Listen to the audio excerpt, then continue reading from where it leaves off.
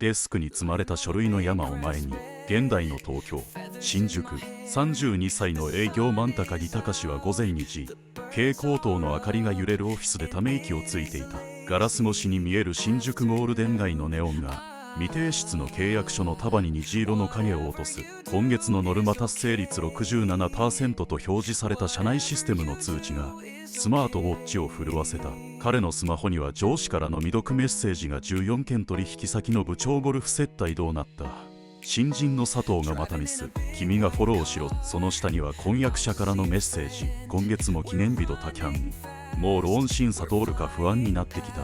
深夜の帰り道、ふと入ったコンビニの文庫本コーナーで一冊の本が目にとどまった。表紙にはブッダのスマートフォン術デジタル時代の執着解放マニュアルという挑戦的なタイトル。帯には LINE 既読スルーが気にならなくなる47の知恵と書かれていた。奇妙な共感を覚えつつページを開くと、こんな一節があった。現代の煩悩は通知音に乗ってやってくる。スマホの電源オフボタンは実は心のストップボタン。ただし物理的に切る前にどうでもいいという心のスイッチを入れようと書かれていた。実験的実践としてまずは SNS から。翌朝通勤電車で試しに SNS を開いた隆は元カノのハネムーン写真がトレンドに上がっているのを目にした。胃が締め付けられる感覚を覚えつつ、ふと本の教えを思い出す。他人の人生の上映会に無料で参加する必要ある。指が自然にスクロールを止めアプリを削除した。その週彼は小さな実験を始めた。取引先からの無理な注文には当社のサービス範囲を超えますが他社を紹介しましょうか。上司の感情的な叱責にはおっしゃる通りです。では改善案を3つ考えて17時までに提出します。満員電車で隣のサラリーマンの肘が当たってもこの人は私以上に疲れてるかもしれないと想像。驚いたことにこれらの対応が仕事の効率を 20% 向上させた。心理学者の研究によると、感情的反応に費やすエネルギーを 30% 削減すれば創造的思考に回せるリソースが倍増するという。屋上で気づいた3秒ルール。ある雨の日、重要取引が破談になりそうになった時、隆はふとオフィス屋上へ逃げ出した。傘もささずに降る雨の中、スマートウォッチが心拍数120兆を警告する。その時ドブ川のような都会の空に1羽のサギが舞い降りた。あの鳥、雨宿りの場所探してるのか、それともただ遊んでるだけと考えた瞬間、脳裏に本の言葉がよみがえった。自然はすべきに縛られない。サギが羽を休める木を正解の木と決めない人間だけが完璧な避難所を妄想して苦しむ。彼はそこで3秒ルールを編み出した。ストレスを感じたら3秒呼吸。これは本当にコントロール可能か。閉じ門。不可能ならどうでもいいと心でつぶやく。このルールを実践するうち、取引先から予期せぬ再オファーが来た。冷静な対応が信頼を生んだのだ。婚約者との新たな関係性ある週末、婚約者の美咲が突然結婚やめようかと言い出した。旧来の隆ならパニックになっただろう。だが彼は深呼吸して質問した。具体的に何が不安。美咲の本音はローンより先に2人の時間が欲しいだった。翌日隆は驚くべき提案をした。週1でデジタル断食デートしないか。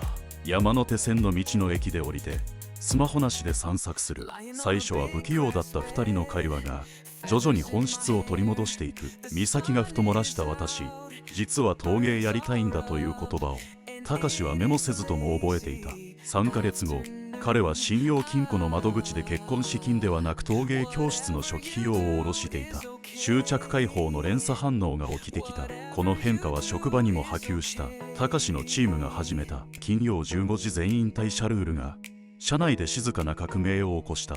生産性データを示しながら上司を説得した彼の提案は6ヶ月後には全社的な働き方改革プロジェクトに発展する。ある朝、通勤路で以前なら遅刻するとイライラしていた信号待ちの時間に隆はふと空を見上げた。ビルの谷間から見える雲の動きが子供の頃に見た田舎の空と変わらないことに気づいた。すべきに追われる毎日で私はどれだけの素敵な偶然を見逃していたか。その瞬間、スマートウォッチのストレスレベル表示が初めて緑色になった。現代的な悟りへの階段に入ってきた。ブッダの教えを AI 時代に適用する秘訣はテクノロジーとの適切な距離感にある。隆が編み出した現代的な知恵。通知の相対か緊急連絡以外は1時間に1回チェック。デジタル断食毎週日曜午前は Wi-Fi ルーターを仏壇に備える物理的オフ。 SNS 深海釈多人の成功報告を可能性の証明として祝福する。仏教心理学者ドクター田中がなの研究によると、このような実践者はストレスホルモン値が平均 37% 低く、創造的問題解決能力が 58% 高いという。執着しないことの経済的メリット。興味深い副作用として、隆の金銭感覚も変化した。衝動買いが 73% 減少。